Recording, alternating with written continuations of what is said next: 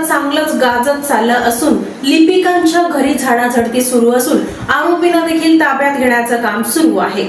एका सहशिक्षकाची फंडाची रक्कम काढून देण्याच्या कामासाठी 6,000 रुपयांची लाच स्वीकारताना अटक करण्यात आलेल्या जिल्हा परिषदेतील माध्यमिक शिक्षण विभागातील अधीक्षक व ग्रंथपालाला न्यायालयाने 1 दिवसाची पोलीस कोठडी सुनावली आहे। तर फरार असलेल्या वरिष्ठ लिपिकाचा अँटी करप्शन ब्युरोकडून शोध सुरू आहे। या प्रकरणात वेतन पथक व भविष्य निर्वाह निधी कार्यालयातील अधीक्षक लक्ष्मण दत्तात्रय बालवाड वय 55 राहणार मंगल रेसिडेन्सी होडगी रोड सोलापूर, वरिष्ठ लिपिक अण्णासाहेब दगडू मेटकरी वय 48 राहणार कडलास तालुका सांगोला, तसेच श्रीमती रामबाई बाबूराव सुराणा विद्यालय चिकलठाण तालुका करमाळा येथील ग्रंथपाल विक्रम हरिश्चंद्र बारबोले वय 55 यांच्यावर गुन्हा दाखल झाला आहे। अधीक्षक बालवाड आणि बारबोले यांना लाचलुचपत प्रतिबंधक विभागाने गुरुवारी पैसे घेताना रंगेहात पकडले, तर लिपिक मेटकरी हा फरार झाला आहे।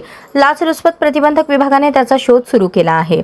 तक्रारदाराची फंडाची रक्कम काढून देण्यासाठी आरोपींनी 6,000 रुपयांची मागणी केल्याची तक्रार लाचलुचपत प्रतिबंधक विभागाकडे करण्यात आली होती। तक्रारीची पडताळणी केल्यानंतर सापळा रचण्यात आला होता। लाचलुचपत प्रतिबंधक विभागाचे पोलीस अधीक्षक प्रशांत चौगुले यांच्या नेतृत्वाखालील पथकाने अधीक्षक बालवाड यांच्या सोलापुरातील भाड्याच्या घराची आणि लातूर येथील घराची झडती घेतली।